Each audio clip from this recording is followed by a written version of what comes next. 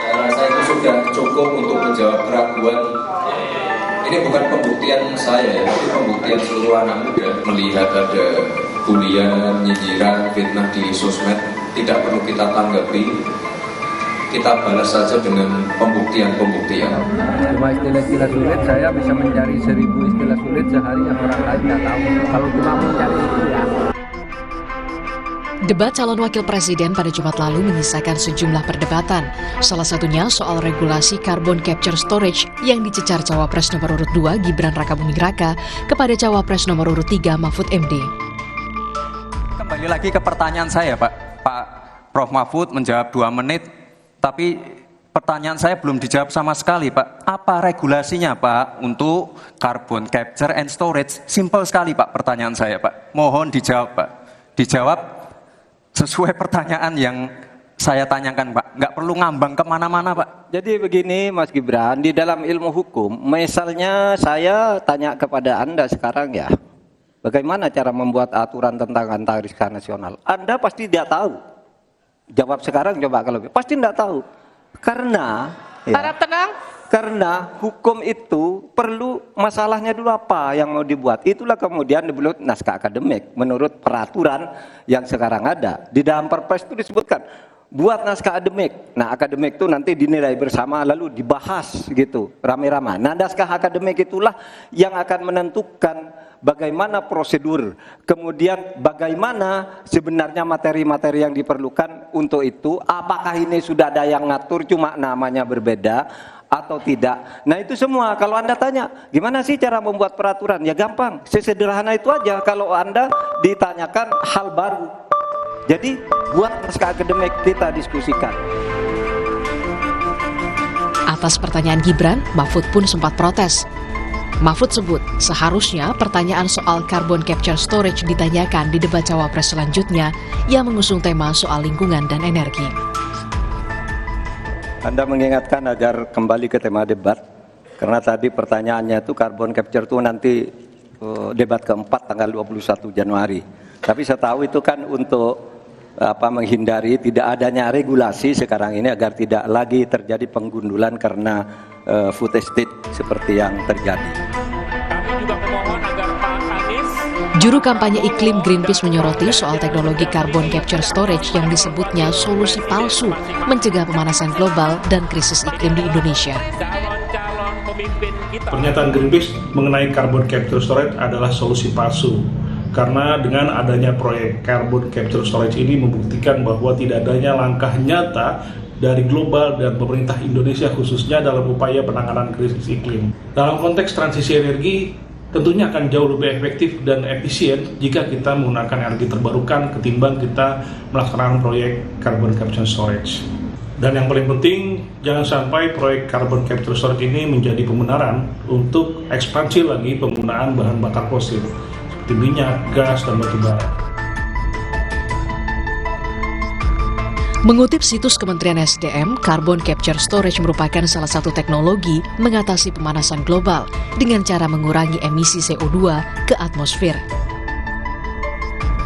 Sebenarnya, permasalahan isu lingkungan dan energi terbarukan akan menjadi tema debat keempat yang diikuti oleh Cawapres.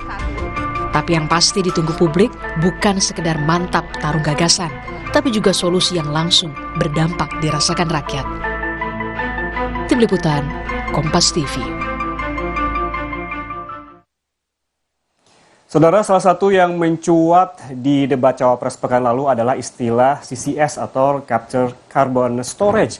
Sebetulnya apa itu capture carbon storage? Banyak yang menganggap ini adalah istilah yang sangat asing di mata publik, namun juga ada yang mengerti. Namun sebagian besar tidak mengetahui apa itu CCS. Kita langsung membahasnya, apa itu CCS, apa penggunaannya, dan mengapa ini menimbulkan pro dan juga kontra di tengah masyarakat. Kita langsung bergabung dengan, sudah ada narasumber, yaitu dari juru kampanye iklim Greenpeace Indonesia, Bondan Andrianu. Selamat sore, Mas Bondan. Seperti yang sebutkan saya tadi, bahwa capture carbon storage ini menimbulkan pertanyaan di tengah masyarakat. Secara sederhananya bisa dijelaskan kepada pemirsa Kompas TV, apa sebetulnya itu CCS, Mas Bondan?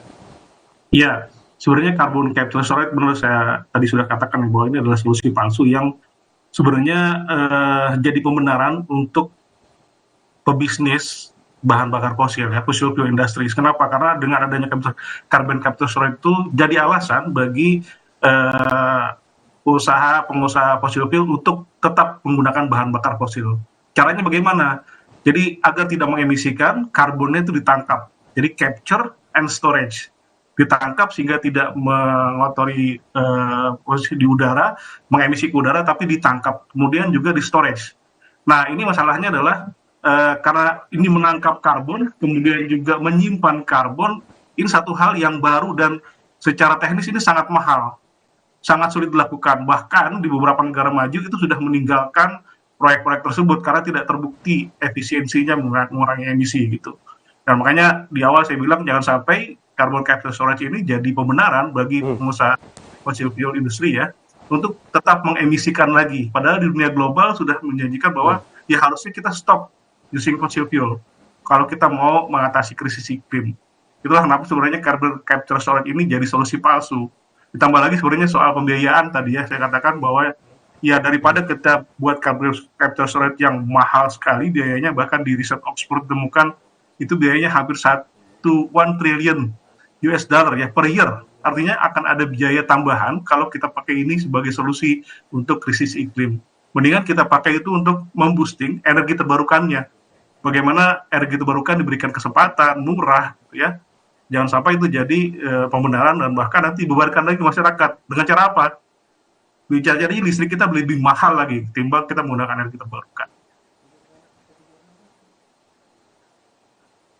Begitu, Mas. Mas Bondan, ini artinya menurut Anda justru ini rakyat Indonesia akan dirugikan jika nantinya si capture storage ini diberlakukan di Indonesia begitu? Persis, betul. Jadi karena ini seolah-olah kayak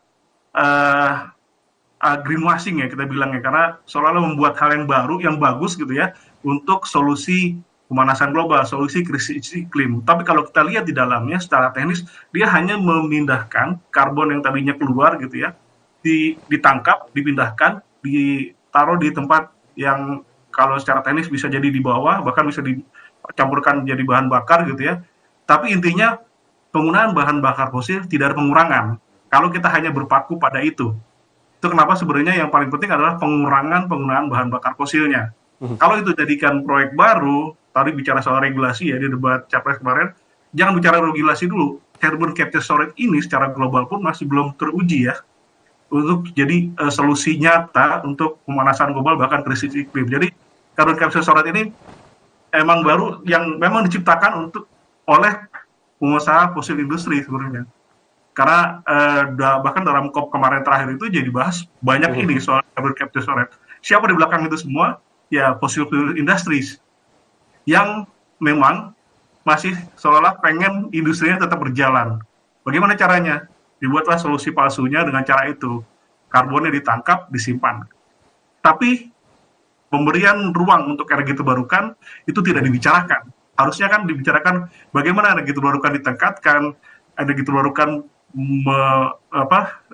menjadi akses publik dan murah, dan bahkan masyarakat bisa menggunakan energi terbarukan. Jadi dan ada pengurangan signifikan dari si fossil fuel-nya. Jadi sejatinya carbon capture storage ini adalah bukti nyata dari pemerintahan global bahkan Indonesia ya secara khususnya atas tidak adanya aksi nyata untuk perubahan iklim bahkan krisis iklim sebenarnya. Ya, seperti yang Anda sebutkan tadi bahwa si carbon capture storage ini belum teruji secara global. Tapi apabila saya membaca, let's say di Twitter ataupun juga ada liputan-liputannya di media sosial lainnya, bahwa beberapa gedung di luar negeri, di benua Amerika dan juga Eropa menggunakan teknologi capture carbon storage ini. Sebetulnya menurut Anda dengan penggunaan itu masih ada manfaatnya atau tidak? Kita lihat prakteknya secara di Indonesia ya. Jadi bisakah itu dipraktikkan di Indonesia dan apakah itu menjadi satu-satunya kayak silver bulletnya untuk mengatasi perubahan iklim atau janji untuk tidak mengemisikan lagi. Apabila hanya itu saja yang dipakai, tapi tanpa ada pengurangan signifikan dari penggunaan bahan bakar fosil, dan tanpa ada boosting atau peningkatan energi terbarukan yang mudah diakses dan bahkan murah, itu akan menjadi sia-sia sebenarnya. Jadi harus ada diimbangi dengan banyak hal. Pun juga itu biaya yang mahal tadi saya bilang ya. Ketimbang kita tambahkan biaya 1 triliun US dollar gitu ya per tahunnya, kenapa nggak kita alihkan saja ke biaya untuk memboosting energi terbarukannya gitu. Jadi ini seolah-olah saya bilang tadi ya, lagi-lagi terlihat seperti solusi, tapi sebenarnya solusi palsu. Kalau hanya kita berpaku pada itu. Kalau nanti kita lihat di debat di di Januari nanti ya soal lingkungan nanti, debat keempat, kita lihat apakah ada pembahasan soal energi terbarukannya. Bagaimana energi terbarukan ini menjadi akses yang mudah diakses oleh masyarakat dan murah gitu ya. Tidak seperti saat ini kalau mungkin lihat di Instagramnya Greenpeace, ada masyarakat yang pasang solar panel di rumah, bahkan bisa didenda oleh PLN gitu. Itu kan bukti nyata bahwa masyarakat bisa tidak pakai energi kotor dalam tanda kutip energi dari PLN, tapi malah didenda karena regulasinya seperti itu. Makanya itu kita lihat nanti ya bagaimana nanti, saya harap bukan perdebatan soal carbon capture storage secara teknisnya, tapi bagaimana transisi energi yang dijanjikan Indonesia itu benar-benar membuat ruang energi terbarukan terbuka secara luas, mudah diakses dan murah gitu. Dan ada roadmap yang jelas bagaimana kita phase out dari coal, batu bara, dan energi kotor lainnya. Apabila Anda tadi sebutkan terkait dengan solar panel yang telah diterapkan oleh sebagian warga di Indonesia, begitu, namun juga itu juga menjadi pro dan kontra. Kemudian bagaimana dengan CCS ini? Apakah juga Anda sempat mendengar teknologi ini diterapkan di Indonesia? Saat ini mungkin kita bisa lihat udah ada ya diterapkan satu paket dengan kebijakan carbon trade itu. Jadi ini kita lihat mungkin Indonesia mau jadi kayak percobaan ya untuk ini. Tapi lagi-lagi bagaimana itu Greenpeace melihatnya sebagai solusi palsu. Tanpa ada nyatanya kita kembali ke energi terbarukannya, tanpa adanya bukti nyata menutup atau mengurangi penggunaan bahan bakar fosil, utama batu bara dan lainnya, ya ini akan menjadi sia-sia sebenarnya saya bilang tadi. Kembali ke situ sebenarnya Mas. Walaupun sudah diterapkan gitu ya, tapi tanpa ada yang nyata seperti itu, saya rasa akan pesimis Indonesia akan terbebas dari krisis iklim. Jika batu bara masih dipakai, jika masyarakat yang mau pakai masih dibatasi kayak gitu.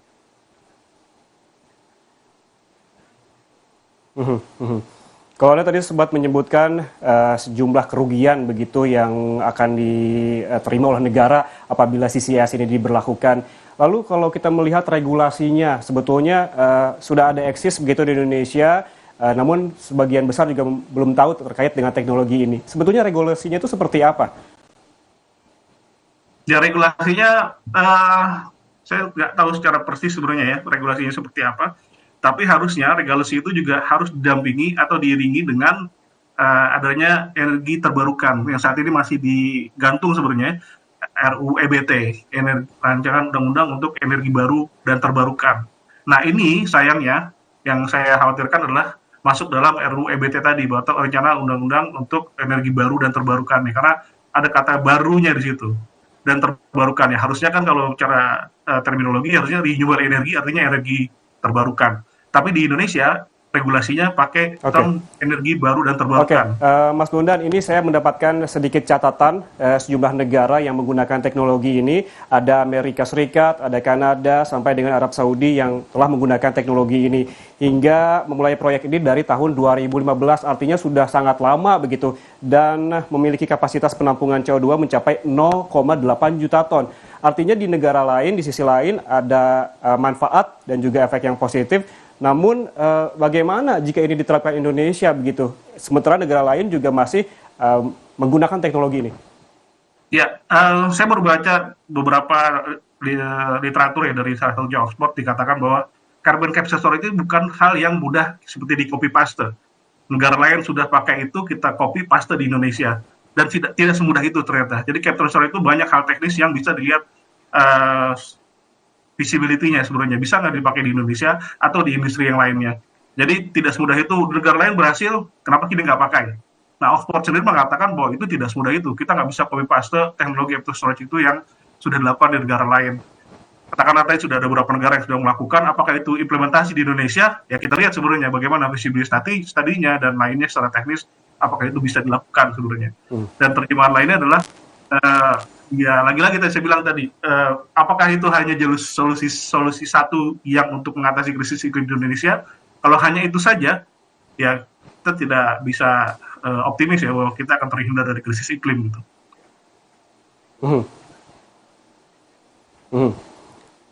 Mas Bondan, banyak sekali catatan dan juga kritisi Anda terkait dengan CCS ini. Lalu harapan Anda selanjutnya di debat selanjutnya terkait dengan lingkungan, apa yang Anda harapkan yang akan keluar ataupun muncul di perdebatan terkait dengan lingkungan? Anda tadi sempat menyebutkan ada teknologi-teknologi yang lebih murah dan juga efektif. Seperti apa? Ya, harapannya sebenarnya debatnya bukan lagi soal teknis, tapi bagaimana implementasi kita tidak lagi kecanduan penggunaan bahan bakar fosil sehingga kita punya roadmap yang jelas terhindar dari krisis iklim. Karena kita salah satu negara yang terdampak oleh krisis iklim, karena seperti di Pulau Jawa ini kita punya riset bahwa di seluruh pantai utara Jawa itu sudah mengalami peningkatan muka air laut karena juga ada penurunan muka tanahnya. Jadi itu karena apa? Salah satunya karena krisis iklim. Jadi kalau kita lihat nanti debat selanjutnya, harapannya itu sudah teknis bagaimana kita terhindar dari penggunaan bahan bakar fosil dan kita mengutamakan bagaimana energi terbarukan diprioritaskan dari segi budget, dari segi teknis dan segala macam.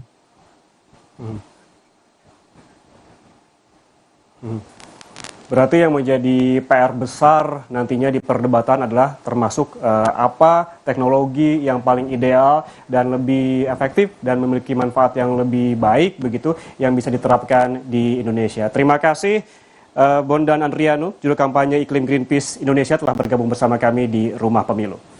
Dan saudara, jangan kemana-mana karena sesaat lagi Rumah Pemilu akan hadir dengan sejumlah informasi.